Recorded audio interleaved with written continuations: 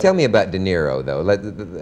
You use him the way John Ford used John Wayne. He introduced me to Bobby. Is that right? He introduced me to De Niro. He was in 3 of my pictures before. I had known Bobby years ago, when we were about 15 or 16, just for a week or so. He was in Greetings and High Mom. In a picture before that, Yeah, he used him first. What does he offer a director? Well, the versatility and imagination and tons of choices, which is what you want. You don't want to go there in the morning and say, okay, we're doing this line, and we're doing this scene, and let's go from here, and we'll get the master, and we get the close-up, and because it gets very boring. Then you don't want to get up anymore and go, to get anything to get up that early in the morning for. What did you mean by tons of choices? I mean, he can do the scene 8 times in 8 different say, look, ways? This means something over here. I mean, I could do this if you want, or I had an idea. I had another idea. Let me just try it. I won't even tell you what it is. I said, great. When he says that, then I shoot. Because something explosive happens.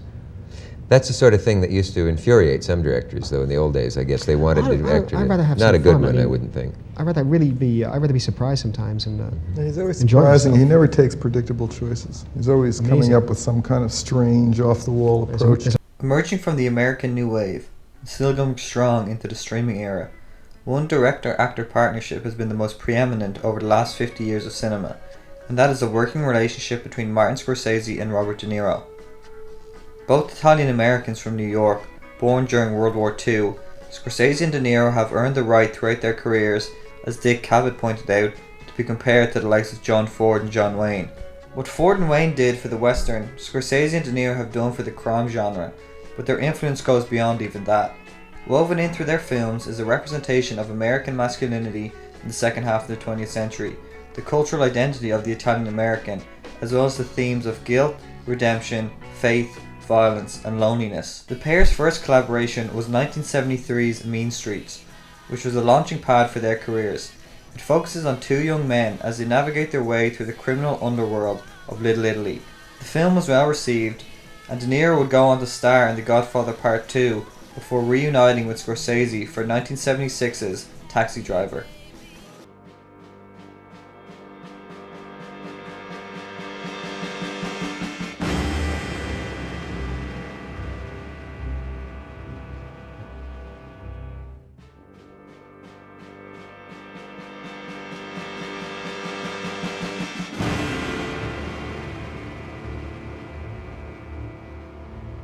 This film was the duo's first cultural milestone. De Niro portrays Travis Bickle, an isolated, mentally ill Vietnam War veteran turned taxi driver, and it is in some ways a spiritual successor to John Ford's The Searchers. Both films focus on a lonely war veteran trying to rescue a young girl while being outcast from society. The film was a box office success and a critical success, winning the Palme d'Or at Cannes and earning 4 Oscar nominations. The duo are not only defined as a director and an actor, but also as scene partners, with Scorsese playing a disturbed passenger in De Niro's Taxi. Did you ever see what a 44 Magnum pistol would do to a woman's face? I mean, it would fucking destroy it. Just blow her right apart. That's what it can do to her face. Now, did you ever see what it can do to a woman's pussy? And that you should see. That you should see what a 44 Magnum is going to do to a woman's pussy. You should see.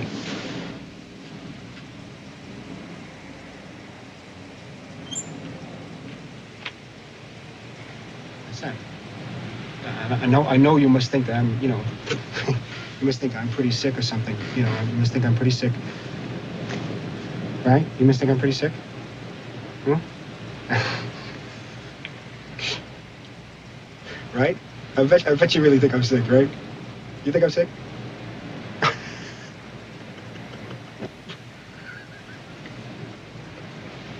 You think I'm sick?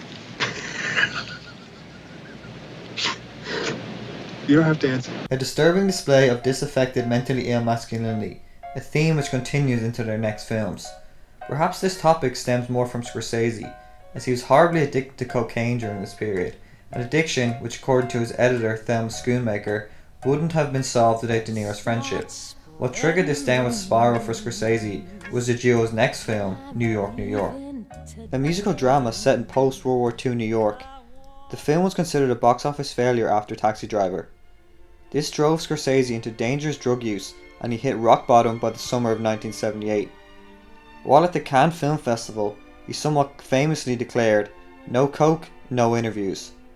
Soon after, Scorsese ended up in hospital, weighing just 109 pounds and near death. His collaborator and friend Robert De Niro visited him with a new idea for a film: the life story of boxer Jake LaMotta. Scorsese had previously turned down the film, having little interest in boxing, but he began to relate personally to LaMotta's struggles, so looking to get his life and career back on track, he agreed to direct De Niro in Raging Bull. Generally regarded as one of the greatest films of this period, with some critics considering it his magnum opus, Scorsese's personal redemption was complete. Scorsese chose to shoot in black and white to distinguish it from other films of the time.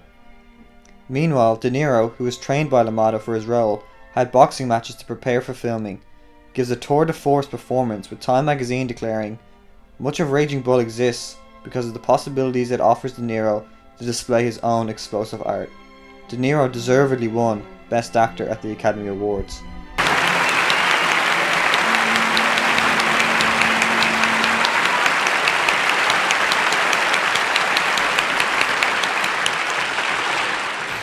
I forgot my lines, so the director wrote them down for me. I just want to... Marty Scorsese, who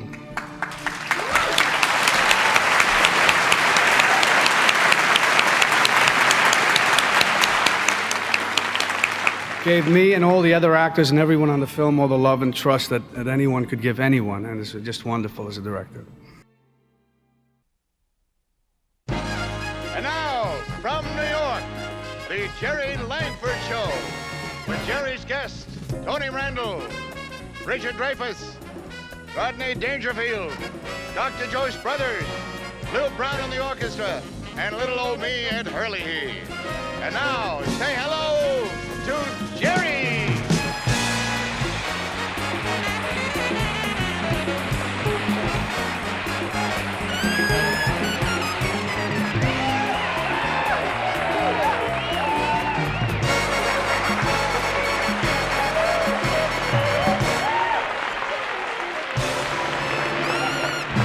With the pair at the peak of their powers, their next film, The King of Comedy, focused on an aspiring stand-up comedian, Rupert Pupkin, played by De Niro, who was obsessed with appearing on a late-night talk show. This film's legacy casts a large shadow over contemporary cinema. Similar to Taxi Driver, it focused on an isolated man with serious issues of reality testing. This character template was used as inspiration for Todd Phillips' 2019 film, Joker. The duo then took an 8-year break from working together before returning to make the quintessential gangster film, 1990's Goodfellas. This is probably the most Scorsese of all of the Scorsese films, in terms of look, feel, music and themes. Set in New York, the story focuses on the Italian-American mafia and the rise of Henry Hill from a teenager to a gangster to an FBI informant. De Niro doesn't play the lead role in this film. He plays Jimmy Conway, an Irish-American gangster, but more than any earlier Scorsese films, Goodfellas is memorable for the ensemble nature of the performances. Scorsese also uses tracking shots, the entry into Copacabana Club being iconic, as well as freeze frames to great effect. Like Goodfellas, Scorsese was truly a master of his art. In June 2008, the AFI put Goodfellas at number 2 on their AFI's 10 Top 10, the best 10 films in 10 classic American film genres.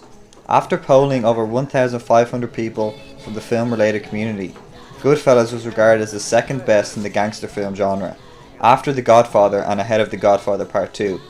Pretty good company if you ask me.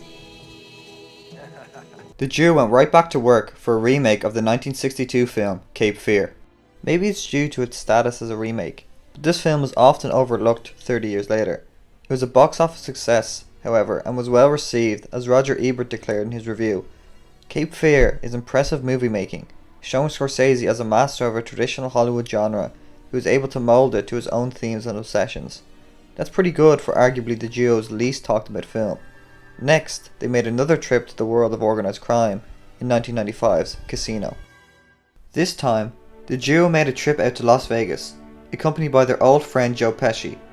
Casino follows Sam Ace Rothstein, a Jewish-American gambling expert handicapper, who is asked by the Chicago outfit to oversee the day-to-day casino and hotel operations at the Tangiers Casino in Las Vegas. The film details Sam's operation of the casino, the difficulties he confronts in his job, the mafia's involvement with the casino, and the gradual breakdown of his relationship and standing as Las Vegas changes over the years. While thematically similar to Goodfellas, which was released only 5 years earlier, some saw Scorsese and De Niro as retreading familiar territory. But that was in the immediate aftermath of its release, and since then, Casino has only grown in stature, both critically and culturally. Then, they stopped working together. Not because of a falling out, but for two main reasons.